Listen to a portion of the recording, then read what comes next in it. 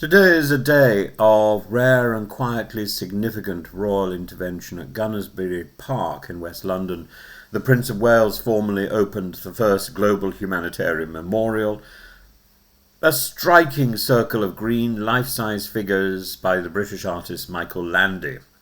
The work invites visitors literally to step into the ring to complete the circle of those who risked their lives, bringing relief in the darkest places on earth. It's art as conscience, but the event was more than sculpture. It was a moral statement, and Prince William used his speech to condemn the killing of aid workers, especially in Gaza, as a cruel affront to the very principles of which modern humanitarian action rests: humanity, independence, neutrality and impartiality. He came armed with stark facts. The United Nations data from the Aid Worker Security Database recorded 385 humanitarian deaths in 2024, 181 of them in Gaza alone, the deadliest theatre of all. Already this year, he warned, the toll has reached 300. Every one of those deaths, he said, is a tragedy, a cruel affront to the international humanitarian principles which must remain sacrosanct. This was not the language of distant royal ceremony. It was pointed, even uncomfortable, and William has followed the Israel-Hamas war closely since the Hamas attacks of the 7th of October 2023. He condemned those attacks at the time, but he's also risked diplomatic friction by criticizing the human suffering caused by Israel's campaign in Gaza. In June, he hosted Palestinian aid workers. Earlier, he called for an end to the fighting in unusually direct terms. By speaking now, he highlights a truth often overlooked. Humanitarian workers are not abstractions. They are drivers, medics, engineers, translators, people who run towards hunger and bombardment when others flee. 3 Britons, John Chapman, James Henderson and James Kirkby, died in Gaza in 2024 after an Israeli strike that Israel later described as misidentification. In the same year, Hamas ambushed and killed 5 staff from the Gaza Humanitarian Foundation. Violence spares no side. William's appeal is simple: recognize them, protect them, fight for their access to the most desperate. His words matter because the British monarchy rarely positions that brush against current conflicts.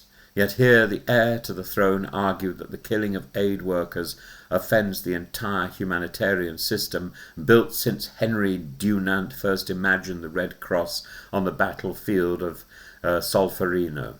The memorial itself amplifies the message. Landy's 15 figures each carry the story of someone who gave or received aid, from tsunami zones to refugee camps to gender-based violence shelters. In an idyllic London park, their presence jars deliberately with the comfort of the setting, a reminder that courage and loss are not abstract headlines.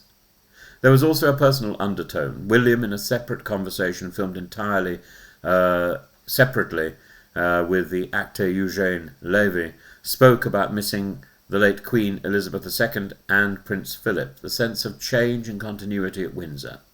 Here too he seems to be shaping what his own public voice will be, less about ribbon cutting and more about moral witness in areas Britain traditionally values: humanitarian law, international compassion, principled neutrality. Why does this matter? Because the safety of aid workers is eroding. Both state and non-state forces now target or disregard them. Attacks in Sudan, Myanmar, Haiti, Ukraine, the Middle East show the fraying of the old consensus that humanitarians are off limits. When a future king calls these deaths cruel affront, he's not making policy, but he is helping to restore a moral red line. And for Britain, this is also a soft power. A country sometimes accused of retreating from the world stage sees its future monarch defending the laws of war and the dignity of relief workers. It tells adversaries and allies alike that protecting those who bring food, medicine and hope is a value worth fighting for.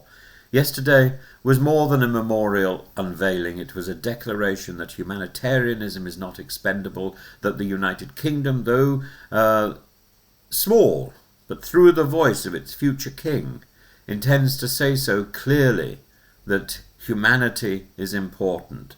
In an age of shrinking empathy and rising impunity, that matters.